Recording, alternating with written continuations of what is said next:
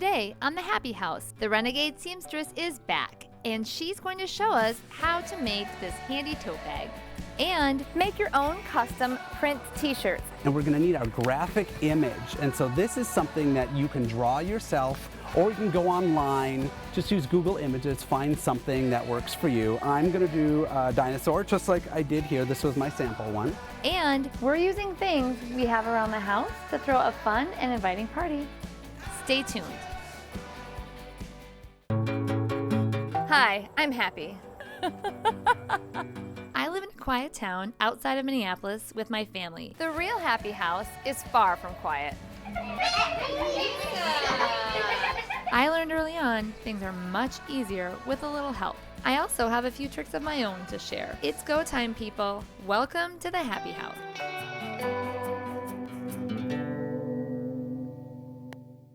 Tote bags are an easy first sewing project. They're very useful, who can't use another bag, and make great gifts. I'm here with Beth Huntington today, the Renegade Seamstress, and she is going to show us an easy tote bag project and then maybe an accessory that can go with it as well. All right, let's get started, Beth. Well, this, like you said, is a great first project to make because it's just 3 straight seams, and you can just find any kind of fabric. It works best if you use a heavier fabric. So decide how you want to have your pattern, and you want to cut 2 16 by 18 inch pieces out of the, you could do 2 different colors if you wanted to. That would be fun, or like a pattern and a solid. Yeah, that would actually be really cute. So you put it together with the right sides together and make sure that your pattern is going the same direction. On both sides. So these arrows happen to both be pointing down now, and then you're going to pin along 3 sides of your rectangle there. To hold it in place To while hold you're it in sewing. place while you're sewing.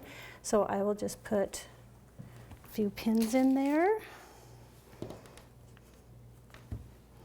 I'm just going to put like 3 on each side, I think. You could do more if you felt like you wanted to keep it together a little bit. This fabric isn't particularly slippery though, so we'll just kind of stay together. Yes. And especially when you're first starting out, you definitely want to use pins if this is a first project for you, so you can keep it together. So we've got it pinned together like that, and then you're going to start at the top, and then you'll end up going down the 3 sides, and you won't have to stop in the middle. So just, and it would be fun. You could actually do a coordinating thread if you wanted to. I just am using white for this, but you could use something different if you wanted to. So the thread on the inside isn't going to show, but when we do our top seam, you could pick a different color to sort of accent the bag. Yes. So I'm doing a 1/2 inch seam and just a straight seam down. Do you have to use like a heavy duty thread or anything to make the tote sturdier, or is just regular thread okay? You could, if you wanted to, use a little bit heavier thread. I usually use regular thread because it's, you know, I'm not using anything or putting anything too heavy in there. But you would just use if you were using denim for this, then you would want to change your needle and make sure that you use a denim needle. Okay. And then you can trim off your extra threads.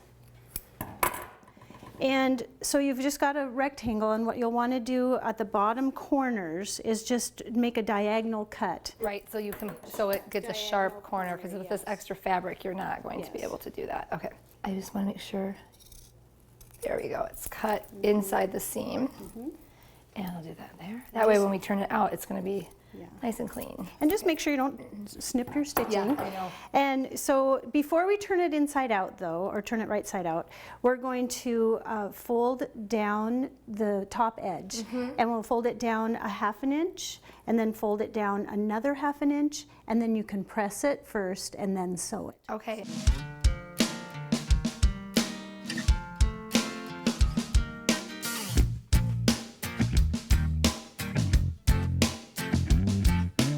Okay, so we've ironed down the hem, and now we're ready to finish it off. And this would be the place where we could use a contrasting thread, but we are going to use the white. Just white for this one. But so yes, we'll just another straight seam right next to the fold. I'm just going to do a straight stitch. So we'll go forward, back a little bit, about 3 or 4 stitches, and then continue on. So when you're finished with this, then you're going to turn it right side out. This is the fun part because you can really big see reveal? it. Yeah, you see what it's going to look like. Oh, it's cute. And then just poke out the corners. And if you have a chopstick or something, you can use that, or just use your finger to do that. And then That's an adorable bag. So now what's next? let's do straps. Okay. And straps you can make out of a lot of different things. You could make them out of an old leather belt. You can make it out of webbing like this one that I did. This actually I found at a yard sale, and it's just some webbing. I'm not sure it was in a roll, and I thought that was cute. And you need 1.5 yards. And so when you get your 1.5 yards, just fold that in half and cut it. And cut it in half, okay. This is nice and sturdy. I think it's whatever you use as the strap, it's important for it to be sturdy. To be sturdy, yes. So what you'll do is you'll just place it on the outside. You could do it on the inside of your bag if you wanted to, if you didn't want to see any seams. Or I kind of like putting it on the It's outside cute. of the bag. I like that too. So you'll be putting it about like this. So this seems like it's going to be the most complicated part of the project. Is this hard or no? Not really, it's not really. And you'll pin that on there. Here you could do another contrasting thread, but you're going to sew a square and then an X. So if you know how to sew a square and sew an X, it won't be too hard. And that really reinforces the handle, all of that stitching, probably. Yeah, so you'll just sew right down, make a little square around there, and then put an X through the middle. All right, And let's so see we'll it. do that. And then when you get all the way around the square, you're going to leave your needle in, and then lift up your presser foot, Oh, and then you can go at an inch, from corner to corner. you don't even need to take it out. No, you don't. And then just go down again to the other corner, leave it in, and lift it up, and turn. Go back over that same stitch you did Yeah. to the other corner. So then just lift up your needle and pull it out, and then you've got a nice X, which would be really pretty if you wanted to be real precision and do another color on there. That would look really pretty. All right, first of the 4 done. Right. Should we finish it up? Yes.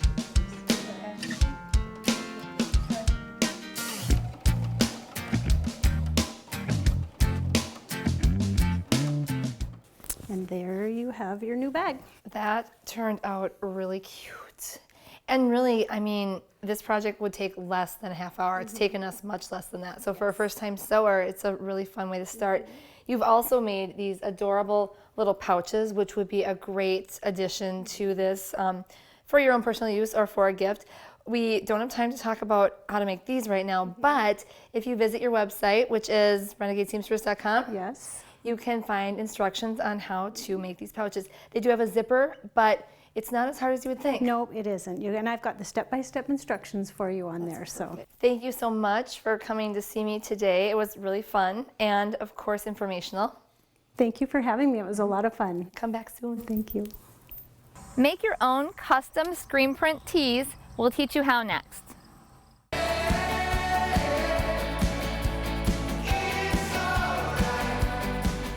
I love graphic tees for myself and for my kids because they show off your personality and make a statement. I'm with Christopher Straub, and he's going to show me how to make my own screen printed tees so I can have exactly what I want, whatever I want. Absolutely, yeah, it is going to be fun because we're going to make our own designs, and then this is a screen that you can use over and over and over again. It's not one that's going to wear out right away. You can only do 1 or 2 things. Like you could print a whole team's worth of jerseys with this process. So this is going to be really fun. That's a really fun idea because a lot of times my kids might have a group that's going somewhere, and it's not a big enough group to order custom tees from a place because it would be really expensive, so we can do it ourselves. Absolutely, and on the cheap. I like it. All I right. like on the cheap. Okay. All right, so let's go through all the list of things that we need. All right, start with your t-shirt. All right, so I've got my t-shirt here, you've got your t-shirt, we're ready to roll. Our vinyl. And so we've got clear vinyl here, and clear is going to work the best. And also, you can use any kind of vinyl, but make sure it's not fabric backed, because there's some vinyl that has a woven back on it. You don't want to use that because that fabric is going to absorb the ink. Okay. All right, yep. and we're going to need our graphic image. And so this is something that you can draw yourself, or you can go online, just use Google Images, find something that works for you. I'm going to do a dinosaur just like I did here. This was my sample one. And you and I had talked about how I like feathers, Yes. so we're going to do this. This already seems daunting to me. I'm kind of trying to figure out how I'm going to get this shape cut out, but you're going to help me with it. I'm going to help you every step of the way. The next little tools that we're going to need are, we're going to need a Sharpie marker, okay, Sharpie and that's going markers to are help one of my us favorites. trace, yep. Our cutting tool, so we're using X-Acto knives. That's going to help us cut our vinyl. And these are really sharp. I mean, this is a grown-up project or an older Absolutely. kid And then we're just going to use basic tape. We've got foam brushes, a bowl to hold our ink. Just a disposable bowl, which is nice because then we can just toss these when we're done. Exactly, And they're easy, so right? inexpensive. And also these foam brushes are so cheap too. They're like 25 cents each. And then we've got our cutting board that we have down here. And then also some cardboard that we're going to use to insert into the shirt just so that the inks don't bleed through. Right, so you don't want it to bleed onto the back. Exactly. So you ready to get started? Oh, and our ink. I know, I was wondering, is this just a fabric paint or what So is it? this is screen printing ink. I got this at a craft store. This ink is Okay. not too expensive. And it does say textile screen printing ink, different than fabric paint. I think it's an important differentiation. Exactly. All right. So first, grab your image. I know you're scared, but I'm going to walk you through, like I said, every Okay. step. And then your vinyl. Because what we want to do is, I'll show you before I ask you to tape, but we are going to put our graphic underneath the vinyl and then trace around the entire perimeter. Actually, what we're going to do is tape the paper to the back of the vinyl. Got it. So just like that. And you can go around the whole perimeter just with a couple pieces of tape. All right, so turn your vinyl over. So now we're just going to take our Sharpie marker and go around and trace the entire perimeter of the image, okay? I think I can do that.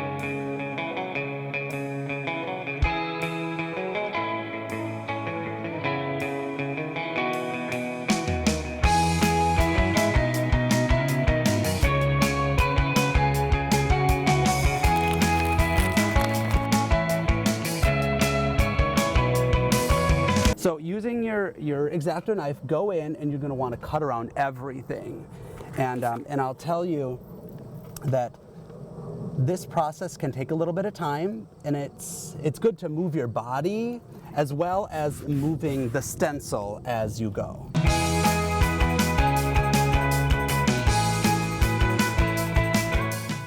All right, now what we're left with is actually two pieces. So we have our negative space one that I used to make this shirt.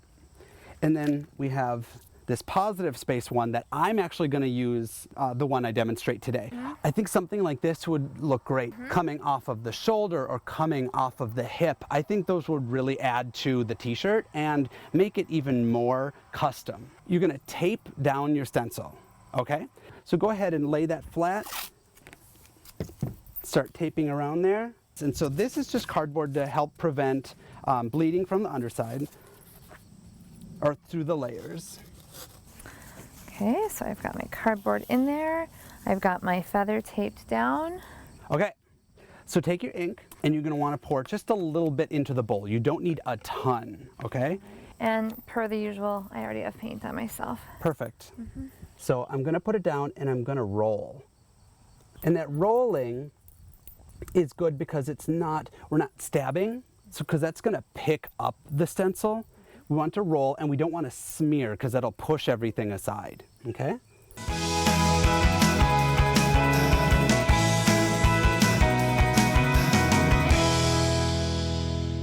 So go ahead and remove all the tape, very slowly holding down the stencil. And then, yep, slowly lift up, releasing any paint. Just keep lifting straight up. I feel it. Look at that. I did it. It's pretty cute. Why were you afraid? I don't know. You did such a good job. Well, only because you taught me. That's what I do.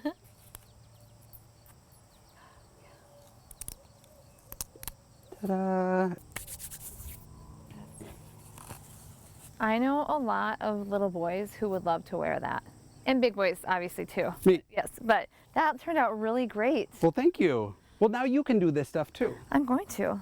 I'm glad you enjoyed the t-shirts, but we don't have to just stop at that. We can do tote bags. I did a couple samples here. Here's another little dino. That looks great. And here's our feather again, and even you can do multimedia stuff, like I did this little stripe first and then did the stencil, or you can do this and you can take your Sharpie and outline it, or do some script or some words on there too. You could do pillows, you could do aprons, you could do all sorts of things. Endless possibilities. Endless. So thank you so much for teaching me how to do this. I'm definitely going to do it at home. Fun, easy, it's always a pleasure. Okay, thank you. Coming up next, ideas for using things you have around your home to throw a fun and inviting party.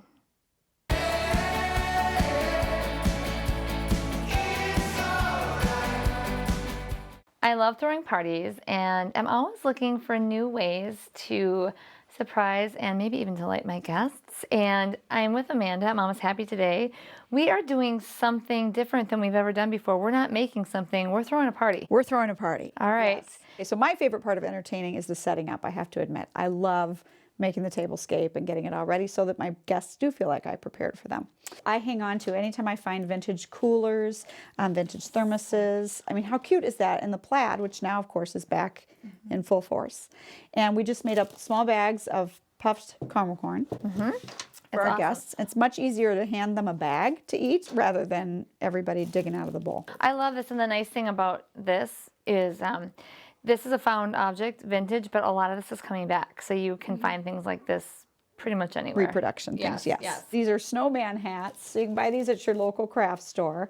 And you could either do a craft if the party was including kids and use them for that, but also they make really cute snack holders as well. They are really cute. Look at that. And you put the bag in here, of course. Put the bag in there to keep sanitary. That's adorable. All right, and then back here, you know, let's say maybe one theme could be if you were doing, you know, sledding and then stay for a movie. So I love old film canisters, so I've got some of those used as props.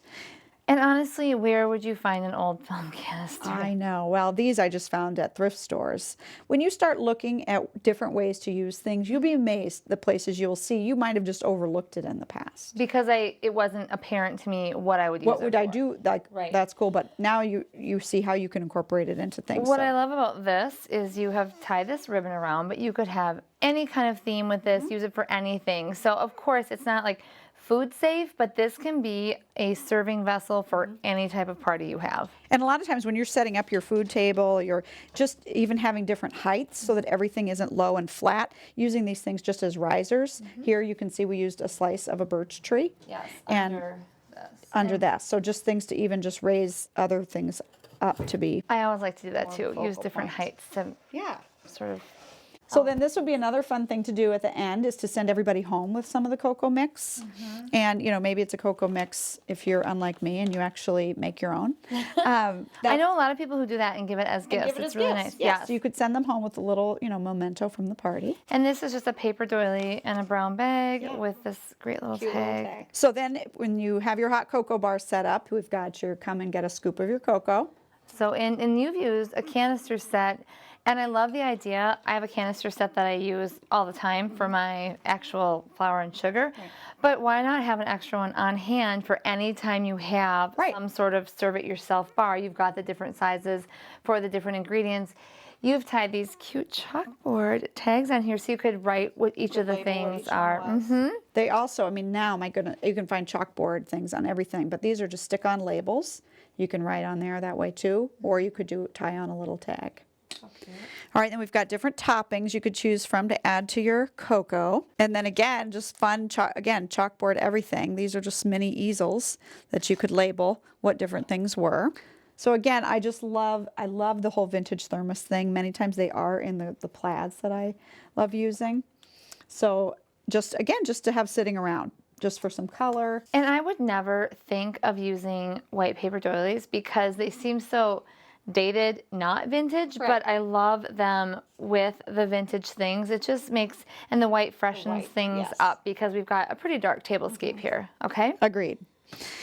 All right, and this is just a fun beverage dispenser that I found a long time ago when I was out junk hunting. Okay. And I love it. I put it out all the time. I never actually use it. I wouldn't be completely convinced that it's sanitary, but I always think it makes the table look great. When you see something like this, don't just necessarily think, oh, I would only use that to hold my beverage. Because you probably wouldn't use this to hold I your probably would not. I'd be a little worried about the sanitary thing, but it looks like a super cool piece on the table. And I think it'd be easy enough to find a mixing bowl that would be about this size to, since this is an old coffee maker, there's actually a bottom to it, so you could then put a mixing bowl in to hold something hold else. Yes, I love it. Super cute. Tell me about where these mugs are placed, because I'm intrigued. I love using things, again, for something other than what they were originally intended for. So that's an old film reel, and we've just laid it on its side. And again, if you were doing kind of a fun winter with a movie theme, it'd be nice to add the film components to it. And then we just used it to hold our hot cocoa mugs. So, and then we've tied a little ribbon on each one, so each guest, a different ribbon on each one, so each guest would be able to tell.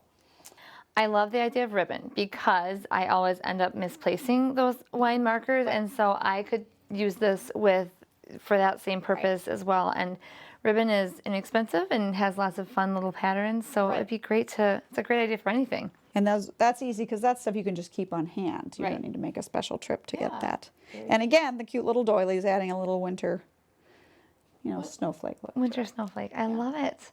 These ideas are so great and easy. Super easy. It was quick and inexpensive. And instead of a tablecloth, you use a blanket, which I love, and everything just looks pretty. Can I come to your party? I would love for you to come to my party. Thanks, Amanda. Thanks so much. Watch us next week on The Happy House.